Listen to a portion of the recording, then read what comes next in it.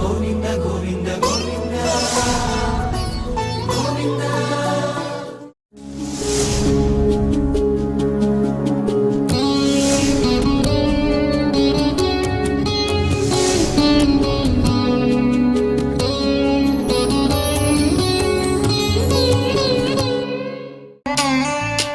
జయ జనార్దన కృష్ణ రాధికాపతే నందనందన కృష్ణ రుక్మిణీపతే.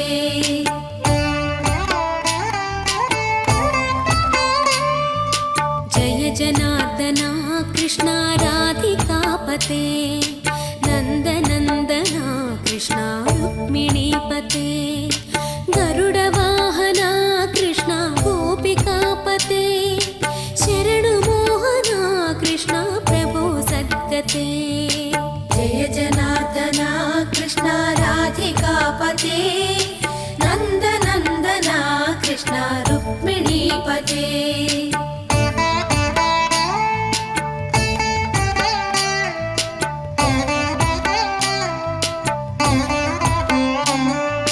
నీలమోహన కృష్ణ సుందరాకృతే తనుజనాశన కృష్ణ హరే మురారే. ద్వారకాపతే కృష్ణ యాదవోన్నత వైష్ణవాకృతే గురో జగన్నాయక. గురువాయూరప్ప ప్రభో విశ్వనాయక చాణురాంతక హరే దీనరక్షక దుర్మదాంతక కృష్ణ. కదాచిత్ కాళిందీ తట విపిన సంగీత తరలో ముదాభీరీ నారీ వదన కమలాస్వాద మధుపః. రమా శంభు బ్రహ్మా అమరపతి గణేశార్చితపదః. జగన్నాథస్వామి నయన పథగామి భవతు మే. యమునా తీరంలోని వనాల్లో గోపికలతో ఆనందంగా విహరిస్తూ రమాదేవి, రుద్రుడు, బ్రహ్మ, ఇంద్రుడు, గణపతి మొదలైన దేవతల చేత పూజింపబడే శ్రీ జగన్నాథుడు ఎల్లప్పుడూ నా దృష్టిపథంలో ఉండుగాక. జగన్నాథస్వామి నయన పథగామి భవతు మే. ఒక్క పాదమే కోట్లాది భక్తుల నిత్య ప్రార్థనగా నిలిచిపోయింది భాగవతంలో. పూరీ క్షేత్రంలో జగన్నాథస్వామి వారు కృష్ణ పరమాత్మ అని భావనం చేస్తే ద్వాపరయుగంలో ఉండేటువంటి ఆయన వాస్తవానికి అణువు నుంచి అజాండమంతా నిండినటువంటి వాడు కృష్ణ పరమాత్మయే. ఆ పరమాత్మ అద్భుతమైనటువంటి తత్వాన్ని మహత్వాన్ని ఉపదేశించాడు గనక దశావతారాల సందేశము ఇమిడి ఉంది కదా. కనుక మనం ఎప్పుడూ కూడా ఎలా భావించాలి అని అంటే చాలా చాలా అద్భుతంగా ఆయనే దశాకృతి కృతే కృష్ణాయ తుభ్యం నమః అనే సందేశాన్ని అందుకోవాలి. దేవాలయం అలంకృతమై ఉన్నది పూరీ జగన్నాథ దేవాలయం. రథయాత్రకే ఉత్సాహంగా భక్తులు ఉన్నారు. ఆలయము, మందిరము, గుడి, దేవస్థానము, సన్నిధి, దేవగృహము, ప్రాసాదములు ఇలా ఎన్నో రకాలుగా దేవాలయాన్ని మనము సనాతన కాలం నుంచి కూడా ఆరాధిస్తూ ఉన్నాం.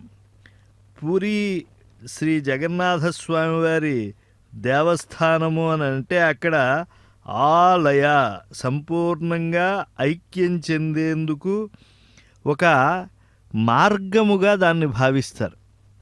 భక్తియుక్తి అనేటువంటి దాన్ని కరదీపికగా చేసుకున్న భక్తావతంసులు అందరూ కూడా జీవాత్మ పరమాత్మలో సంపూర్ణంగా లీనమయ్యే పవిత్ర స్థలమే పూరీ జగన్నాథస్వామి ఆలయము అని చెప్పి వాళ్ళు భావనం చేస్తూ ఉంటారు. అంతేకాదు ఆ మంగళాశాసనం చేస్తారు. నీలాద్రౌ శంఖ మధ్యే శతదళ కమలే రత్నసింహాసనస్థం సర్వాలంకారయుక్తం నవఘన రుచిరం సంయుతం చాగ్రజేన భద్రాయ వామభాగే రథచరణయుతం బ్రహ్మరుద్రేంద్రవన్యం వందే శ్రీజగన్నాథం భవజలధితరం సర్వలోకైకనాథం.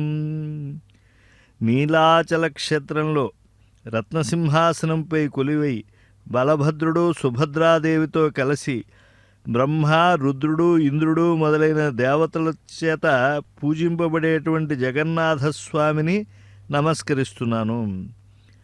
ఆ స్వామియే సంసార సాగరాన్ని దాటించేటువంటి నౌక అని పరమ విశ్వాసంగా భావిస్తూ ఉన్నారు భక్తావతంసులు. ఓం జగన్నాథాయ విద్మహే చక్రపాణయే ధీమహి తన్నో విష్ణు ప్రచోదయాత్ అనేది జగన్నాథ గాయత్రి.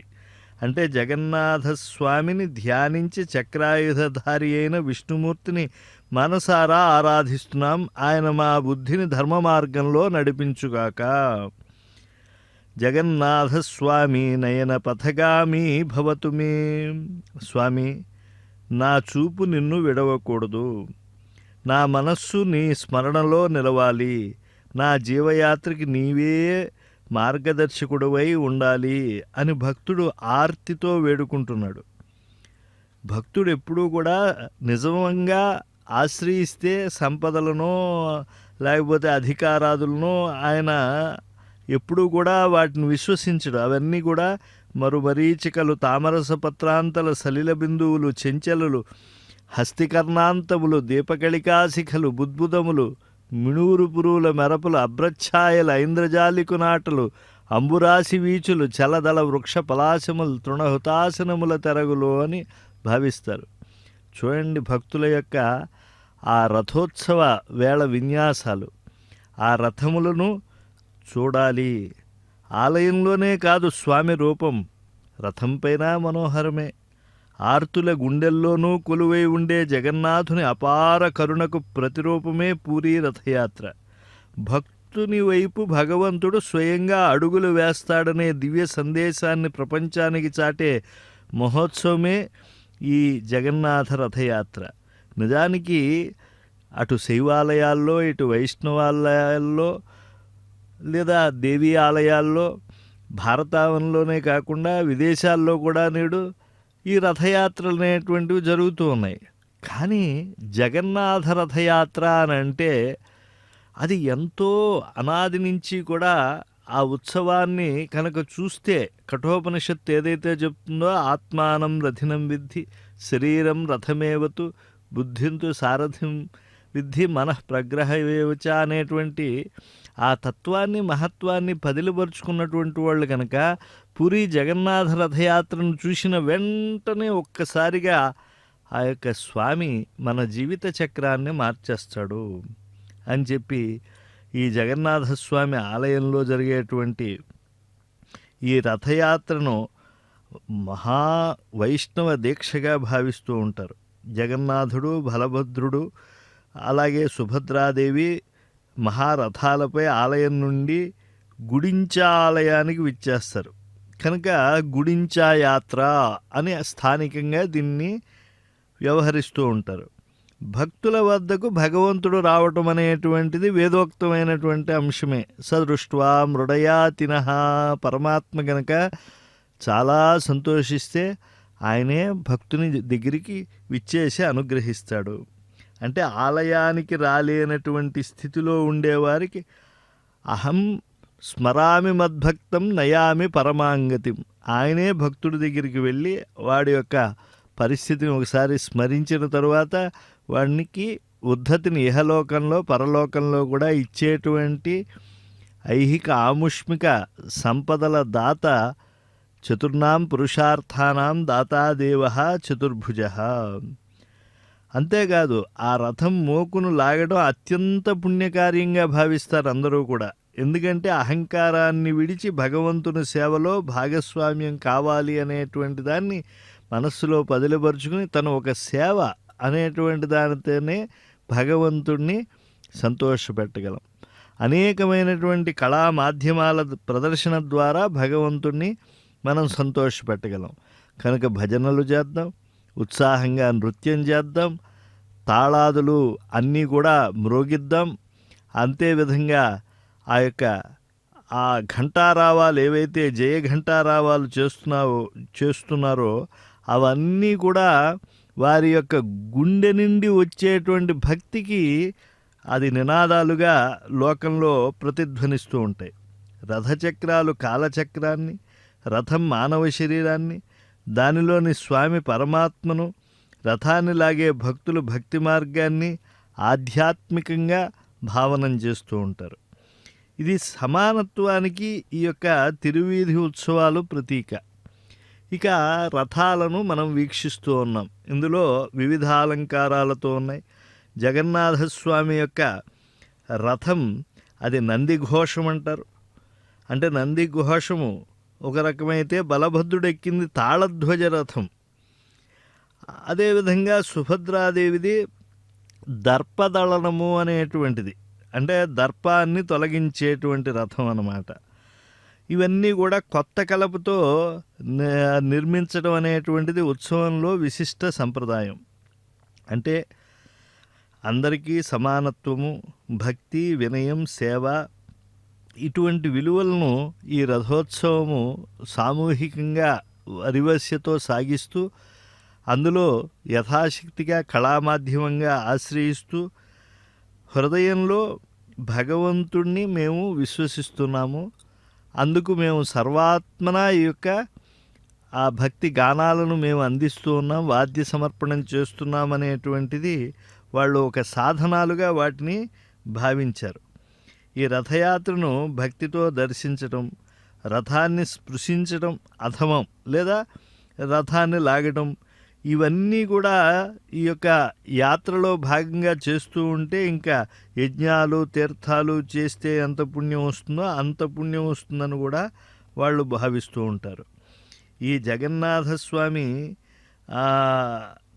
దేవాలయం ఎన్నో విధమైనటువంటి ప్రత్యేకతలను కలిగి ఉన్నది. అందుకే ప్రతి సంవత్సరం కూడా ఎంతోమంది విచ్చేసి ఈ స్వామిని సేవించి జన్మ చరితార్థమైంది అని భావనం చేస్తూ ఉంటారు. వాళ్ళ యొక్క జన్మలలో చాలా చాలా విశిష్టమైనటువంటిది భారతదేశంలోనే మనకి చార్ధామ్ యాత్ర అని అంటూ ఉంటారు కదా, వైష్ణవ క్షేత్రాలను దర్శించడం. బద్రీనాథ్, ద్వారకా, రామేశ్వరం వీటితో పాటుగా యాత్రలో భాగమైంది పూరి. అంటే ఇక్కడ జగన్నాథస్వామి, బలభద్రుడు, సుభద్రాదేవి రత్నసింహాసనంపై కొలువై భక్తకోటిని అనుగ్రహిస్తారు అని చెప్పి. అరుణ అనేటువంటి దేవత యొక్క ఎత్తు 25 అడుగులు అని చెప్పి చెప్తున్నారు. అంటే ఎంతో ఉత్సాహం, ఆ వెడల్పు కూడా ఎంత అనేటువంటిది చెప్తూ ఉన్నారు. ఈ స్తంభాలు ఇవన్నీ కూడా మన మనస్సులో ఒక భక్తిభావాన్ని పెంచుతూ ఉంటాయి. అసలు ప్రధాన ద్వార గోపురం 214 అడుగుల ఎత్తుంది. అంటే కళింగ దేశపు వాస్తు శిల్పకళపకు అద్భుతమైనటువంటి నిదర్శనంగా మనకు ఈ చారిత్రకులు, దేవాలయ తత్వాన్ని బాగా అధ్యయనం చేసేటువంటి వాళ్ళు భావనం చేస్తూ ఉంటారు. ప్రధాన విగ్రహాలు జగన్నాథుడు, బలభద్రుడు, సుభద్రాదేవే కాదు, సుదర్శన చక్రం కూడా ప్రధాన విగ్రహంగానే భావం చేస్తూ ఉంటారు భక్త బృందాలు. జగన్నాథుడంటే జగత్తుకు నాథుడు, సమస్త ప్రపంచానికే ఆయన ప్రభు. ఈ క్షేత్రాన్ని పురాణాల్లో పురుషోత్తమ క్షేత్రం, శ్రీక్షేత్రం, నీలాచలం అని కూడా పిలిచారు. ఈ దేవాలయాన్ని ఇంద్రద్యుమ్న మహారాజు గారు కట్టించారు అంటారు. అయితే గజేంద్రుని యొక్క పూర్వము ఆయన ఉన్నటువంటిది కూడా ఇంద్రద్యుమ్న మహారాజుగానే. కనుక ఆ స్వామి సేవలో తరిస్తే ముక్తే. బహుశా ఆయన ఇంకొక ఇంద్రద్యుమ్న మహారాజు అయి ఉంటారు అని కూడా భక్తులు వ్యాఖ్యానిస్తూ ఉంటారు. నిర్ణీత సంవత్సరాల్లో దివ్య దారుతో కొత్త విగ్రహాలను ఇక్కడ ప్రతిష్ఠిస్తారు. ప్రధానంగా వేప చెట్టుకు ప్రాధాన్యం ఇస్తారు ఈ యొక్క క్షేత్రంలో. అలాగే మహాప్రసాదం అంటే ఆలయ వంటశాలల్లో మట్టి పాత్రల్లో వండే ప్రసాదం చాలా పవిత్రమైంది కనుక అందరికీ సమానంగా అందించబడుతుంది జగన్నాథ ప్రసాదం. అంతేకాకుండా ఆలయ శిఖరంపై ఉన్నటువంటి నీలచక్రం, ప్రతిరోజు మారే పతాకం ఆలయానికి ప్రత్యేకమైనటువంటి ఆకర్షణ. రథయాత్ర బహుళాయాత్ర, స్నానయాత్ర, నేత్రోత్సవం, చందనయాత్ర, జన్మాష్టమి, ఈ దసరా ఉత్సవాలు, ఇలా ఈ పూరీ జగన్నాథస్వామి ఆలయంలో ఎంతో వైశిష్ట్యాన్ని సంతరించుకున్నటువంటివి. జగన్నాథుడు కేవలం పూరీ క్షేత్రానికే పరిమితమైనటువంటి దైవతం కాదు, జగత్తును అంతా కూడా ఆయన తన వశం చేసుకుని పరవశం చేస్తూ ఉంటాడు. విశాల నేత్రాలు సమస్తమైన జీవులపై సమదృష్టిని ప్రసరింపజేస్తూ ఉంటాయి. భక్తుని పిలుపు వినగానే ఆలయం దాటి రథంపై స్వయంగా దర్శనమిచ్చే కరుణాసాగరుడు జగన్నాథస్వామి అని చెప్పి భావనం చేస్తూ ఉంటారు. కనుక ఈ ఆలయ వైశిష్ట్యం అనేటువంటిది చాలా విశిష్టమైనటువంటిది.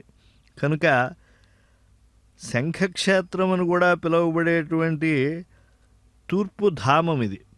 కనుక దీనికి చాలా తూర్పు నుంచే కదా మనం అన్ని దిక్కులకి నమస్కారం పెడతాం. గనక ప్రథమ పూజ్యస్థానంగా దీన్ని భారతీయులు విశ్వసిస్తూ ఉంటారు.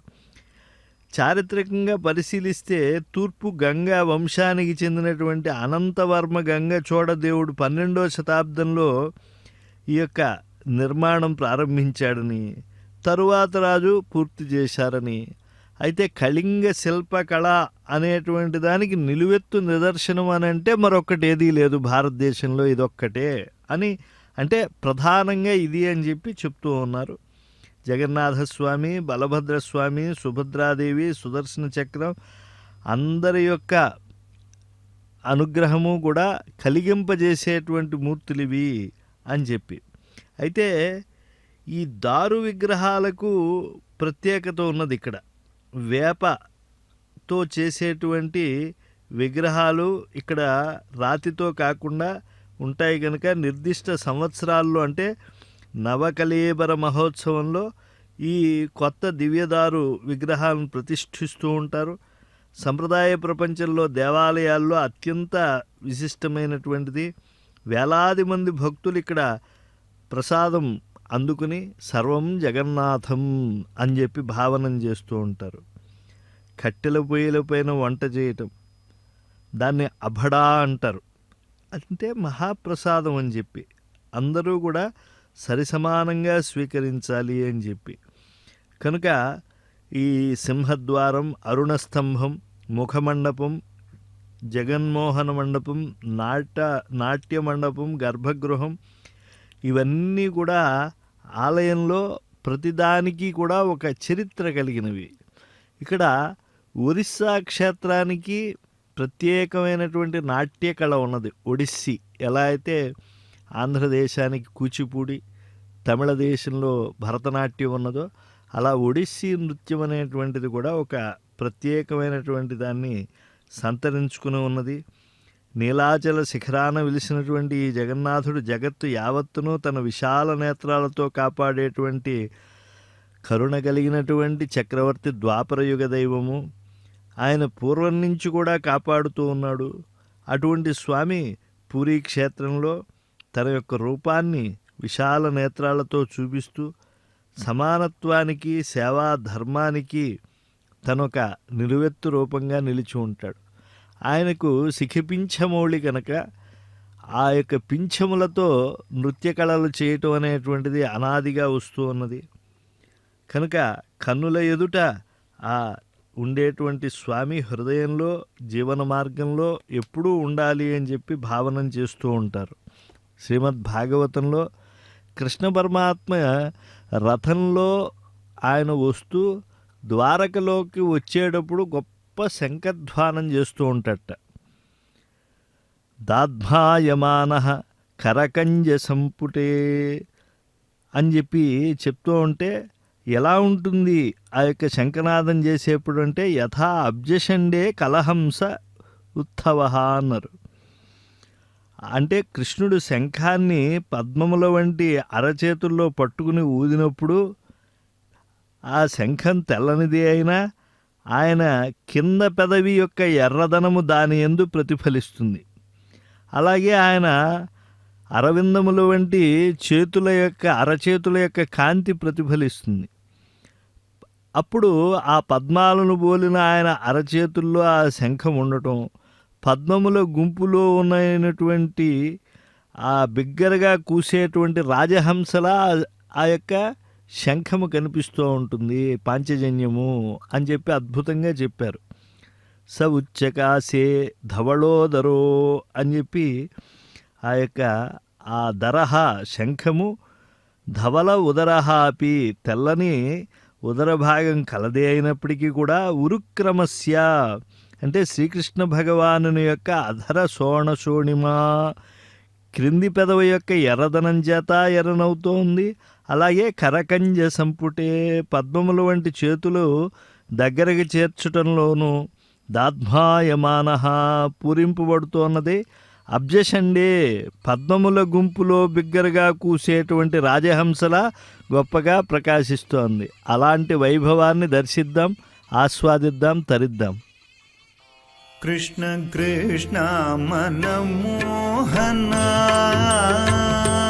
కృష్ణ కృష్ణ మనమోహన కృష్ణ కృష్ణ మనమోహన కృష్ణ కృష్ణ మనమోహన చిత్త చోరా రాధా జీవన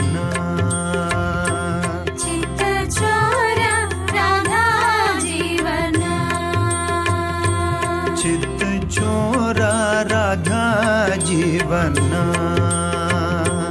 चित्त चोरा राधा जीवन कृष्ण कृष्ण मनमोहन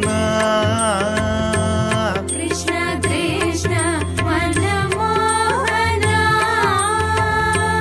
मेघश्यामा मधुसूदना श्यामा मधुसूदना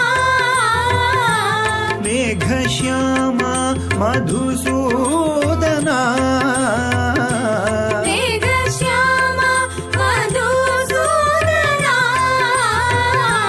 राधा कांता यदुनंदना राधा कांता यदुनंदना राधा कांता यदुनंदना राधा कांता यदुनंदना राधा कांता यदुनंदना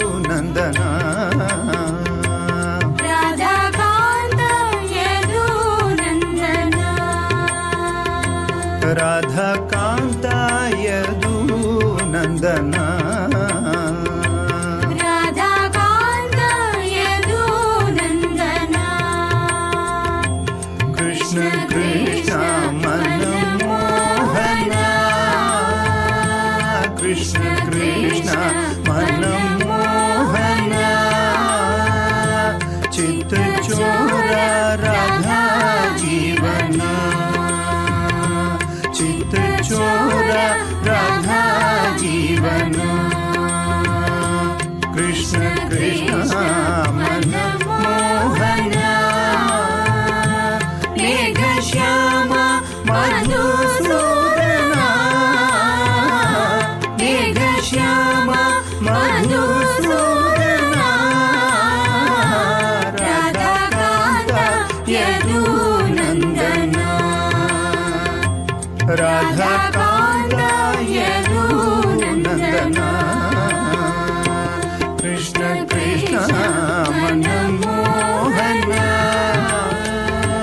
कृष्ण कृष्ण मनमोहना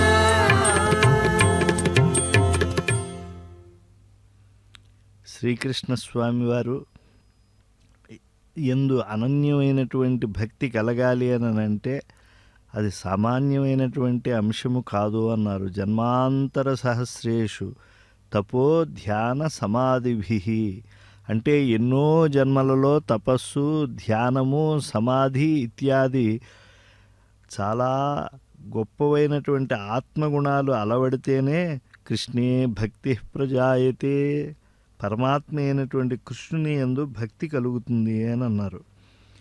అందులో ఈ పూరి జగన్నాథస్వామి దేవాలయం ఎంతో పవిత్రమైనది, పాపలవిత్రమైనటువంటిది.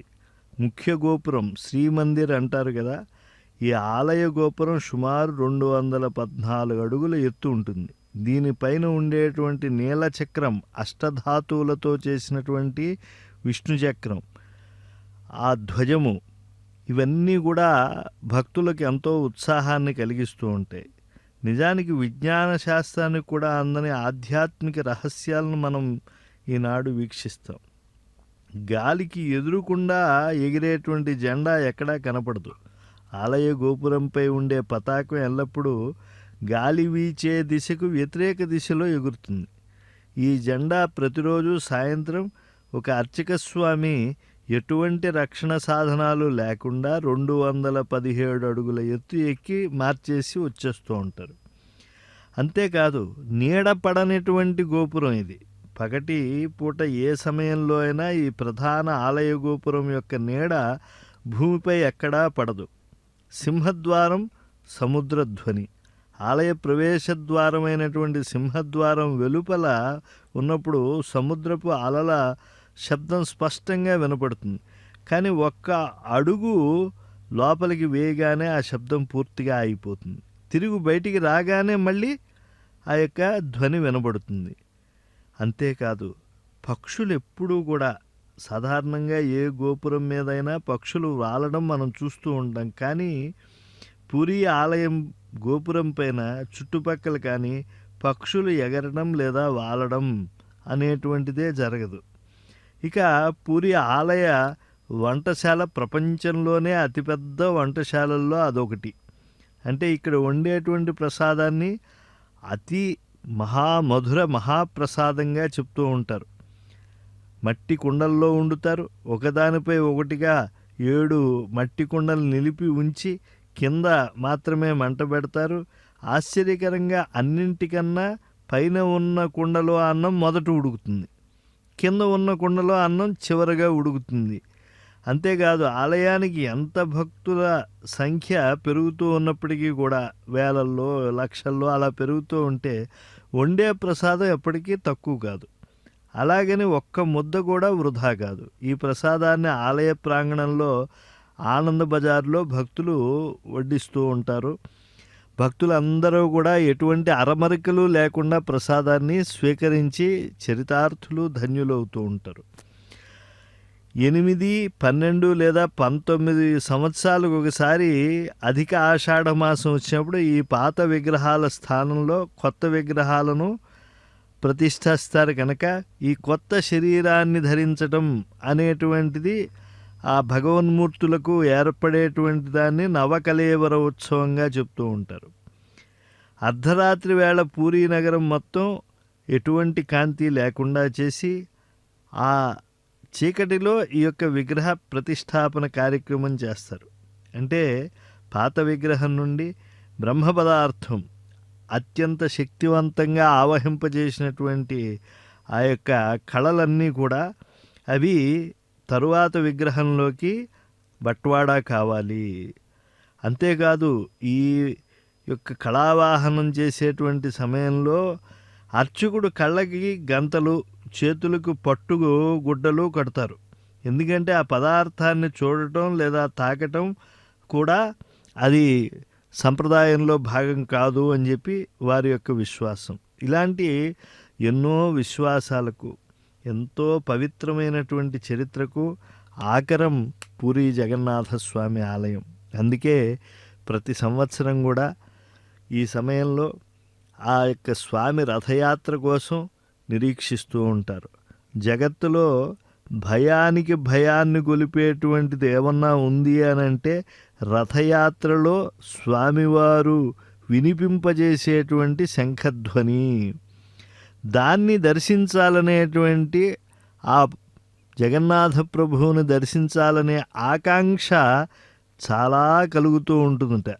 అందుకే భాగవతంలో చెప్పారు, జగద్భయ భయ ఆవహం అన్నారు. జగత్తులోని భయానికి భయాన్ని కలిగించే తం ఆ యొక్క నినదం శంఖధ్వానాన్ని ఉపశృత్యా చాలా దగ్గరగా విన్నారట ద్వారకా ప్రజలందరూ కూడా. భర్తృదర్శన లాలసాహ.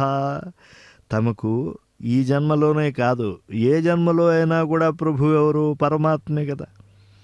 ఆయన ఒక రూపాన్ని ధరించి ఒక కాలంలో ఒక నామంతో మన ఎదురుకుండా ఆయనే వస్తూ ఉంటే ఆయనను దర్శించకపోతే ఇంక ఈ జీవితానికి ధన్యత ఏమున్నది అనేటువంటి తృష్ణతో సర్వాః ప్రజాః ప్రత్యుద్యయుః.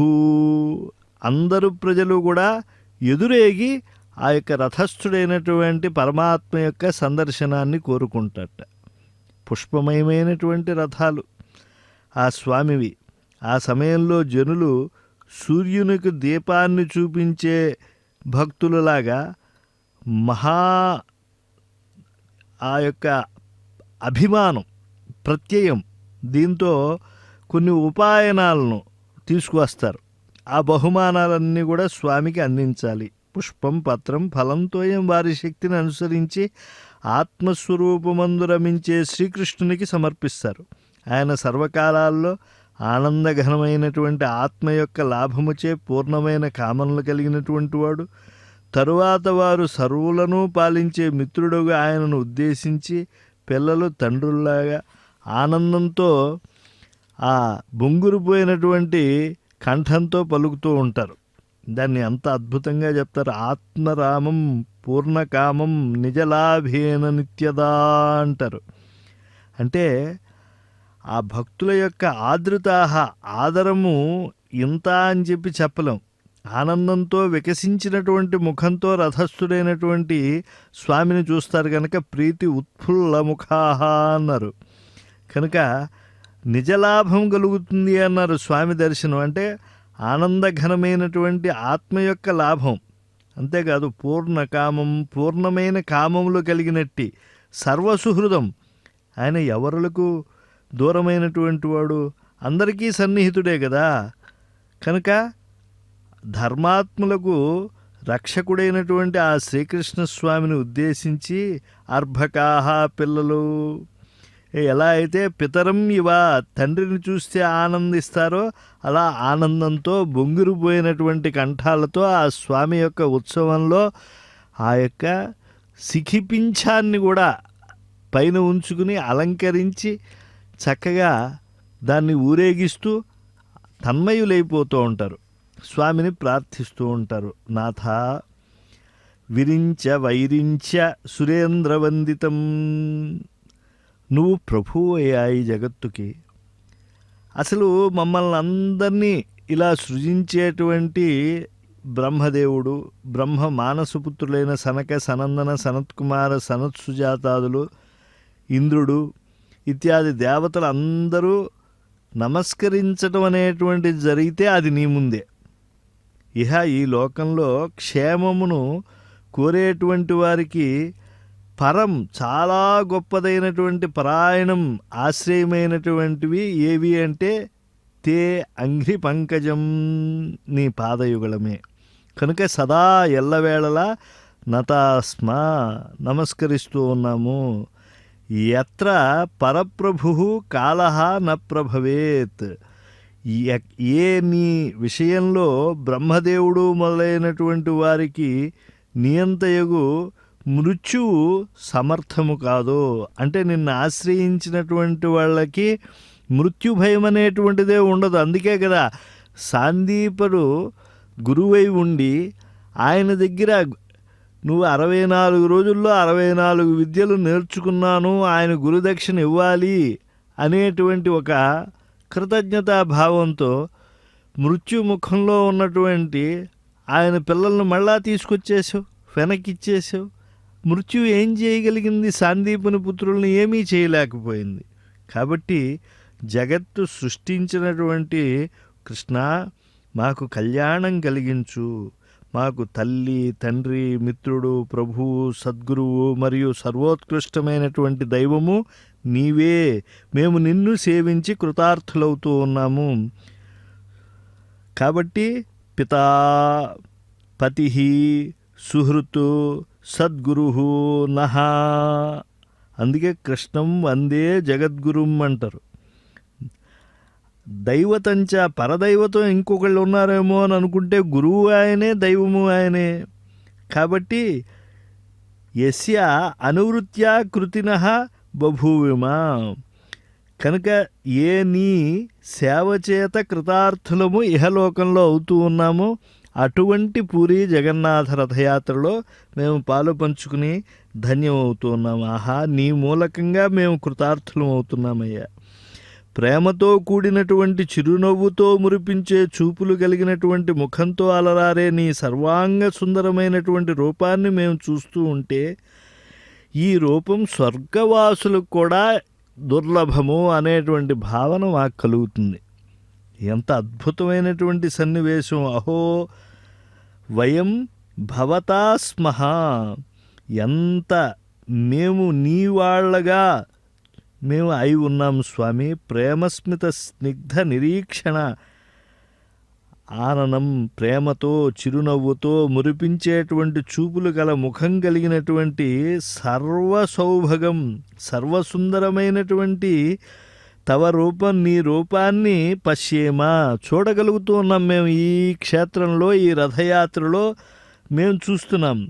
యత్ త్రైవిష్టపానపి దూరదర్శనం,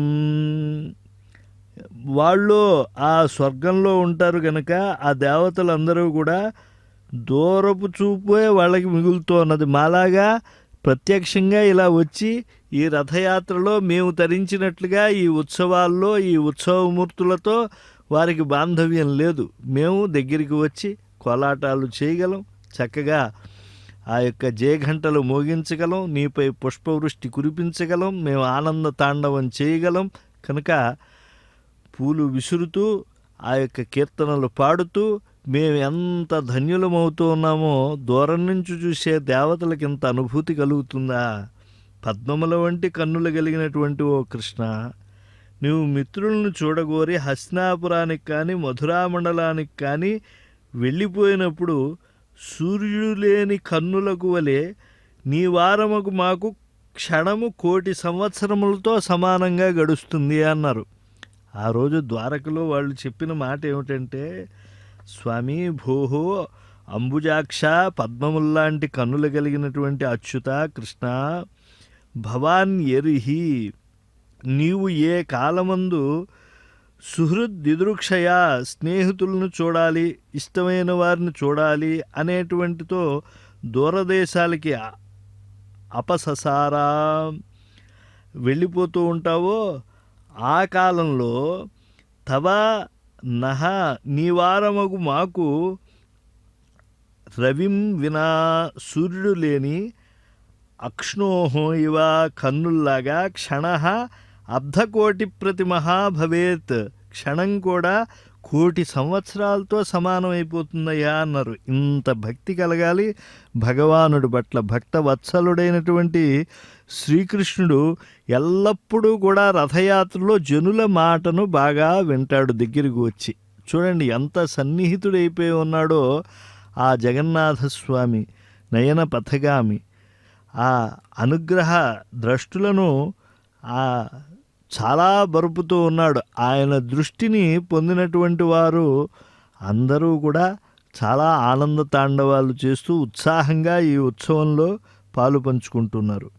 మధు, భోజ, దశార్హ, అర్హ, కుకుర, అంధక, వృష్టి వంశాలకు చెందినటువంటి వారు అందరూ కూడా ఆ యొక్క ద్వారకలో ఆనాడు వచ్చి కృష్ణ పరమాత్మను దర్శించి ధన్యులయ్యారు అని చెప్పి భాగవతం చెప్పినట్లుగా ఇప్పుడు ఈ యొక్క పూరీ క్షేత్రానికి భారతావనిలోనే కాదు ప్రపంచంలో ఉండే కృష్ణ భక్తులు అందరూ కూడా వచ్చి ఎంతో ఉత్సవాలు చేసుకుంటున్నారు.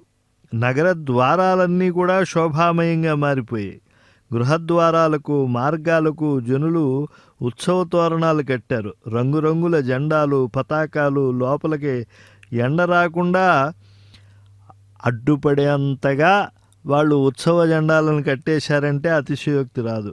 అంటే రాజమార్గాలను, ఇతర వీధులను కూడా మొత్తం బజార్లను అన్నీ తుడిచేసి పరిమళాలు జల్లాలు మంచివి వాసన వచ్చేటువంటి కుంకుమ, అగరు ఇవన్నీ కలిపి జల్లేశారు. కనుక మంచి సువాసనలు, అలాగే పుష్పములు బాగా రేఖలు తీసి ఆ యొక్క ఉత్సవమూర్తులపైకి విసురుతూ ఉన్నారు.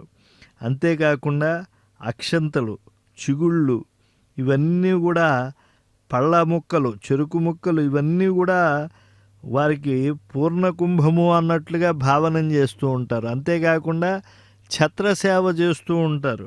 స్వామివారు షోడశోపచార ప్రియులు కదా, కనుక ధూపదీప నైవేద్యాలన్నింటినీ కూడా యథాశక్తిగా అందుకునేటువంటి ఆ గురు కిరీటధారి, పుష్ప కిరీటధారి ఆ కృష్ణ భగవానుడు. కనుక ఆయనను ద్వారకా నగరవాసులు ఆనాడు నిత్యము దర్శించి పులకించారు. వక్షస్థలమందు లక్ష్మీ నివాసము కలిగినటువంటి కృష్ణ, నిన్ను చూస్తూనే ఉండేటువంటి వాళ్ళకి తృప్తి కలుగుతుంది తప్పించి ఇతరులకు తృప్తి కలగదు, ఇది నిశ్చయము అని చెప్పి వాళ్ళు ఎప్పుడూ భావనం చేస్తారు. అచ్యుతం యదపి నిరీక్షమాణానాం దృశః న విదృశ్యంతి అంటే కృష్ణుని చూచిన వారే అయినా కూడా వారి కన్నులు తృప్తిని పొందడం లేదు అని నిశ్చయంగా చెప్తున్నారు. అని అంటే పరమాత్మను చూసినప్పుడు మళ్ళా ఈ రథయాత్ర అయిపోతుంది అనేటువంటి బెంగ, పరమాత్మను చూడనప్పుడు మళ్ళా రథయాత్రను చూడాలి అనేటువంటి ఆవేదన. అదృష్టే దర్శనోత్కంఠ దృష్టే విచ్ఛేద భీరుత నాదృష్టేపి నదృష్టేపి భవతా లభ్యతే సుఖం.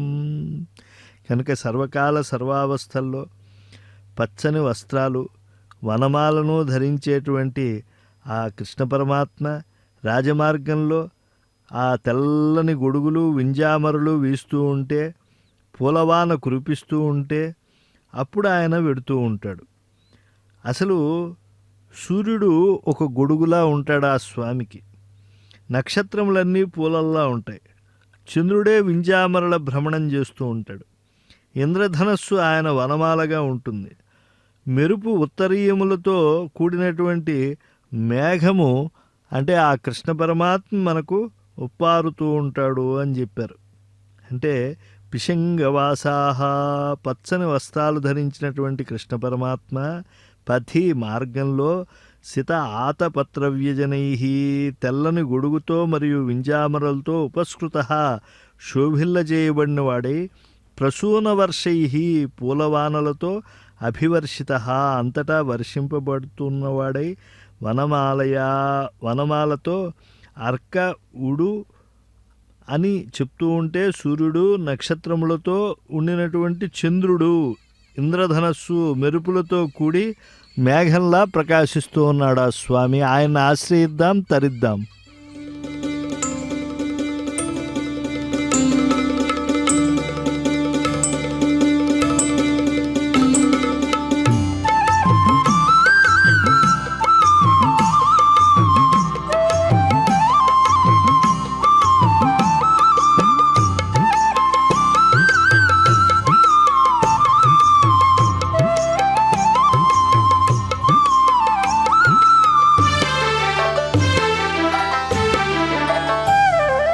गिरिधर गोपाल हरे गोविंद कृष्ण हरे गिरिधर गोपाल हरे गोविंद कृष्ण हरे गोविंद आनंद आनंद गोविंद गोविंद आनंद आनंद गोविंद गोविंद आनंद आनंद गोविंद गिरिधर गोपाल हरे गोविंद कृष्ण हरे गिरिधर गोपाल हरे गोविंद कृष्ण हरे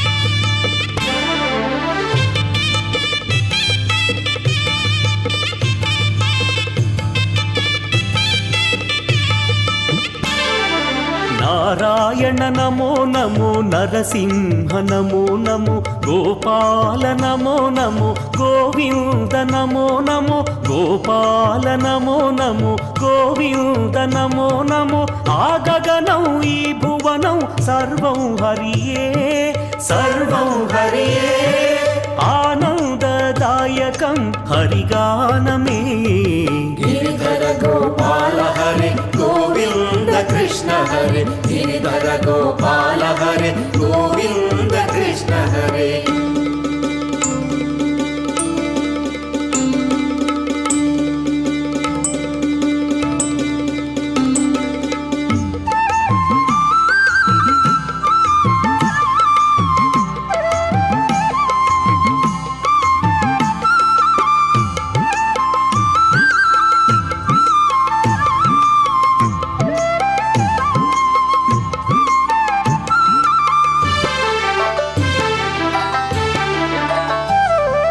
వరదాయక నమో నమో సురనాయక నమో నమో పశుపాలక నమో నమో భువి రక్షక నమో నమో పశుపాలక నమో నమో భువి రక్షక నమో నమో ఈ తనువు ఈ మనసు సర్వం హరియే సర్వం హరియే ఆనందదాయకం హరిగానమే గిరిధర గోపాల హరి గోవింద కృష్ణ హరి గిరిధర గోపాల హరి గోవింద కృష్ణ హరి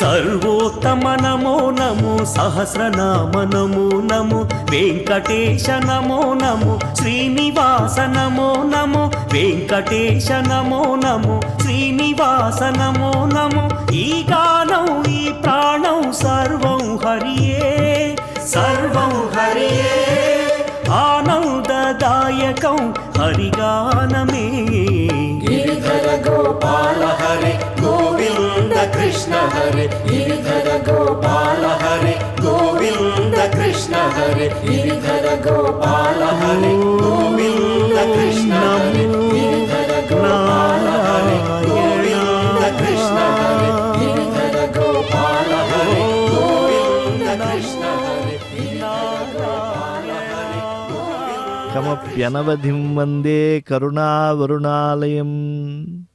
కరుణావరుణాలయుడైనటువంటి పురీ జగన్నాథస్వామి వారి రథయాత్ర బహుభక్త జన భాగధేయమై చాలా ఉత్సాహంతో ఉల్లాసంతో నయన మనోహరంగా సాగుతూ ఉన్నది. పూరీ క్షేత్రం నుంచి ప్రత్యక్షంగా శ్రీ వెంకటేశ్వర భక్తి ప్రసారాల మాధ్యమంగా రథయాత్రను వీక్షిస్తూ ఉన్నాం మనం అందరం కూడా. ఈ రథగమనం అనేటువంటిది అనాదిగా దేవతామూర్తులకి నిర్వహించడం అనేటువంటిది భక్తులు చేస్తూ ఉన్నారు పరమ విశ్వాసంతో. అందుకే రమంతే అనేనా ఇది రథ అంటే దీనివల్ల ఆనందం కలుగుతుంది అని చెప్పి స్పష్టంగా తెలుస్తూ ఉన్నది. వైదిక వాంగ్మయంలో కూడా సూర్య సూక్తంలో రథర్యసి అని చెప్పి చాలా రథాల్లో ఉండేటువంటి విధంగానే సూర్యుడు కూడా అభివర్ణించబడ్డాడు. ఆయన ఎలా పెడతాడో కూడా చెప్పారు. సూర్యదేవ శరవేగంతో పయనిస్తూ ఉంటావు, ఆ గుర్రాలు అలా దూసుకు వెడుతూ ఉంటాయి ఆకాశంలో. నువ్వు రథానికి అటువంటి గుర్రాలను పూంచితే ప్రాచీన అసురులు సైతం నీ దరిదాపుల్లో ఉండరయ్యా. ఒక ప్రకాశంతో నువ్వు పయనించే వేళ మరొకటైనటువంటి అంధకారం ఈ లోకంలో ఉంటుంది కదా, అది పటాపంచలైపోతుంది అని అభివర్ణించారు. నిజంగా పూరీ జగన్నాథ రథయాత్రను దర్శించినటువంటి వేళ సూర్యోదయం అయితే ఎలా అయితే అంధకారం సహజంగా దూరం అయిపోతుందో, భక్తులలో ఉండేటువంటి ఆ యొక్క ఉత్సాహం, ప్రపత్తి, శరణాగతి మరింతగా అర్ణవమైపోతూ ఉంటుంది. చూడండి ఎంతమంది ఎంత ఉత్సాహంతో భ్రాతృ భావంతో ఒకరితో ఒకరు ఆ యొక్క మోకులను లాగుతూ ముందుకు నడిపిస్తూ ఆ రథయాత్రలో భాగస్వాములు అవుతూ ఉన్నారు. అంటే ఒక యాగము చేసేటప్పుడు కానీ, ఒక పూజ చేసేప్పుడు కానీ ఉండే ఉత్సాహం కానీ, ఉల్లాసం కానీ, లేదా ఆధ్యాత్మికతతో కూడినటువంటి ఆ భక్తిభావం కానీ ఇంతగా ఉంటుందా? ఈ యొక్క రథయాత్రలో కనిపించేంత పూర్ణతతో అది ఉంటుందా అన్నట్లుగా ఈ యొక్క రథయాత్ర జరుగుతూ ఉన్నది పూరీ క్షేత్రంలో. స్మృతి వాంగ్మయంలో కూడా రథ ప్రస్తావన ఎంతో గొప్పగా ఉన్నది. లౌగా, వారాహి, గోభిల మొదలైనటువంటి గుహ్య సూత్రాల్లో అత్తవారింటికి వెళ్ళే ముందు రథాన్ని ముందుగా తూర్పుగా పోనిచ్చి తరువాత వారి గమ్యస్థానమైనటువంటి దిక్కుకు సాగిస్తారు. అంతేకాదు నూతనంగా రథారోహణం చేసేప్పుడు వనస్పతే వీడ్వంగా అనేటువంటి మంత్రాన్ని పఠించాలి. హోమం చేసి ఆ తర్వాత రథాన్ని అధిరోహించాలి. పెళ్ళయ్యాక కూడా భర్త ఇంటికి వెళ్ళేప్పుడు రథచక్రాలు అనేటువంటి వాటి ధ్వనులతో ఆనందాన్ని పంచుకోవాలి అని చెప్పడం జరిగింది. అలాగే ఉపనిషద్ వాంగ్మయంలో కూడా రథ ప్రస్తావన ఎంతో ఉన్నది. అంటే రైక్కుడు అనేటువంటి ముని, ఆయన దగ్గరికి జ్ఞానశ్రుతి అనేటువంటి రాజు బ్రహ్మ విద్యాగ్రహణార్థం వస్తాడు. రైక్కుడు గృహస్థాశ్రమ స్వీకారానికి సిద్ధంగా ఉన్నాడని తెలిసి ఆయనకి 1000 గోవుల్ని కంఠాభరణాలని ఇచ్చేశాడు. అంతేకాదు తన కుమార్తెతో పాటు ఎక్కువ భారాన్ని మోసేది ద్విరేతస్కంగా ప్రసిద్ధి పొందినటువంటి రథాన్ని కూడా ఇచ్చాడు. తస్మాత్ గర్ధభో ద్విరేతౌహు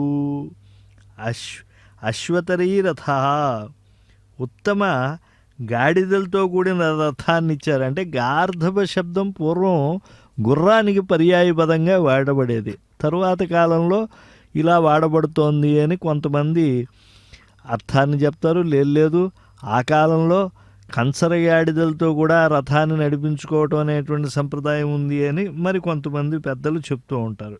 ఏది ఏమైనా కూడా రథోత్సవాలు జరుగుతూ ఉంటే చీనాంబరాలతో ఆ రథాన్ని అలంకరించటం, ముఖ్యంగా హరితవర్ణంతో అరుణవర్ణంతో చక్కగా అలంకరించడం, ఆ ఉత్సవమూర్తుల్ని చక్కగా చేతులతోనే ఎత్తుకుని మోయడం. ఎవరైనా కూడా భారం ఉంటే దాన్ని ఏదో రకంగా తీర్చుకోవడానికి సాధనాన్ని వాడుకుంటారు. ఓ పల్లకినో ఇంకో దాన్నో మరొక దాన్నో.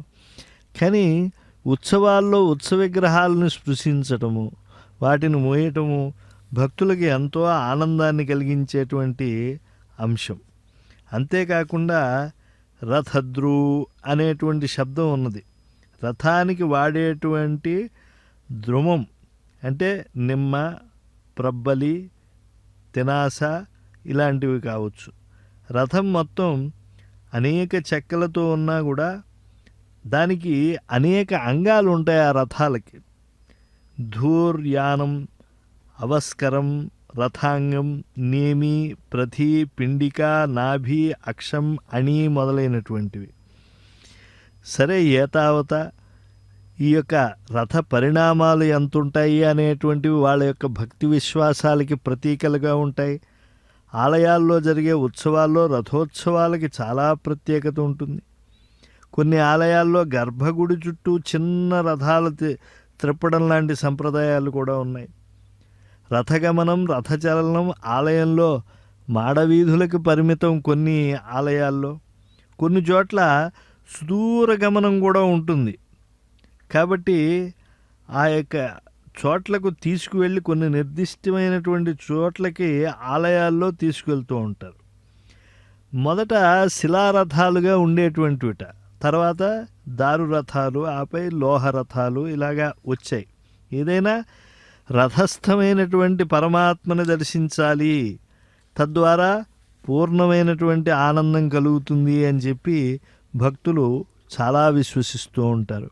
దేవ మీరును రమాదేవి నా విన్నపం ఆలింపబలే అదెట్లన్న వినుడు అని చెప్పి ఒక భక్తురాలు విఖ్యాతి పొందటానికి మీకు రథోత్సవం చాలా బాగుంటుంది అని విన్నవించుకోవటం జరిగింది. అంటే పరమాత్మ చాలా ఘనుడు అని చెప్పి చెప్పాలి అని అంటే చాలా అద్భుతమైనటువంటి రథవాహనం ఉండాలి. విశ్వకర్మ గారు ఈ యొక్క అద్భుతమైనటువంటి జగన్నాథుని యొక్క మందిరాన్ని కట్టడమే కాకుండా తొలిగా రథయాత్రలో ఆయనే స్వయంగా పూనుకుని ఆ యొక్క దారు రథాన్ని సిద్ధం చేశాడు అని కూడా చెప్పబడుతోన్నది. విపులాద్భుత చిత్ర విచిత్ర రీతులన్ పెనుపగ తప్త హేమపుట భేదనముల్ రచయించి పిమ్మటన్ ఘనతర మేరుతుల్యముగు కాంచన రత్న రథంబు తీర్చి ఇచ్చాడుట. కాబట్టి ఇలాంటి గొప్పవైనటువంటి బంగారు రథాలు స్వామి వహిస్తూ ఉంటాడు, దారు రథాలు వహిస్తూ ఉంటాడు. ఈ క్షేత్రంలో దారు రథమే ప్రసిద్ధం. అయితే ఘనతరోన్నతంగా ఉంటుంది. కనకాద్రి తుల్యమై రంగు నిగ్గుల నొప్పు రథం. అలాగే భూమి నీళ్లతో ఉంటాడు హరి కొన్ని చోట్ల. ఇక్కడ బలరామ సుభద్రలతో ఉంటాడు శ్రీకృష్ణమూర్తి. దిక్పాలకులందరూ వస్తారు. వాసవానల యమదైత్య వరుణ వాయు వైశ్రవణ శర్వ గీర్వాణవరులందరూ కూడా ఈ ఉత్సవంలో సామాన్య భక్తుల్లా పాల్గొంటారు. గరుడ గంధర్వ కిన్నర గణాలందరూ కూడా వస్తారు. సిద్ధ విద్యాధరులు సేవిస్తూ ఉంటారు. దేవదుందుభులు మహాద్భుతంగా మ్రోగుతూ ఉంటాయి. పారిజాత సుమాలు ఆ పైనుంచి దేవతలు వేస్తూ ఉంటారు. రంభాదులు అక్కడ ఆడి పాడుతూ ఉంటే ఆ యొక్క లోకాలు కన్నుల పండుగగా ఉంటాయి. కానీ ఇక్కడ భక్తితో మానవులు దగ్గరగా చేసేటువంటి సేవ ఏదైతే ఉన్నదో ఎంత అందంగా ఉంటుందో ఇది అని భావనం చేస్తూ ఉంటారట. అంటే ఎవరైనా కూడా సన్నిధిలో ఉండాలి అని కోరుకుంటారు. భగవత్ సన్నిధానంలో ఉండేటువంటి ఆనందం చాలా అద్భుతంగా ఉంటుంది. ఒక్కొక్కసారి ఆయన తేరు ఎక్కితే దేవతలే కాకుండా పరిషద్దేవతలే కాకుండా విద్యాధరులు కిన్నరులు కింపురుషులతో పాటు ఎందరో మహానుభావులు పాల్గొంటారు. రథయాత్రను చూద్దాం, తరిద్దాం. బాలకృష్ణ హరే బాలకృష్ణ హరే శ్రీ బాలకృష్ణ బాలకృష్ణ హరే బాలకృష్ణ నీ వింత జాలము నేర్చి బాలకృష్ణ నీ వింత జాలము నేర్చి మాకు జాలి కలుగజేసి జాన మాటలాడేవుర బాలకృష్ణ హరే శ్రీ బాలకృష్ణ బాలకృష్ణ హరే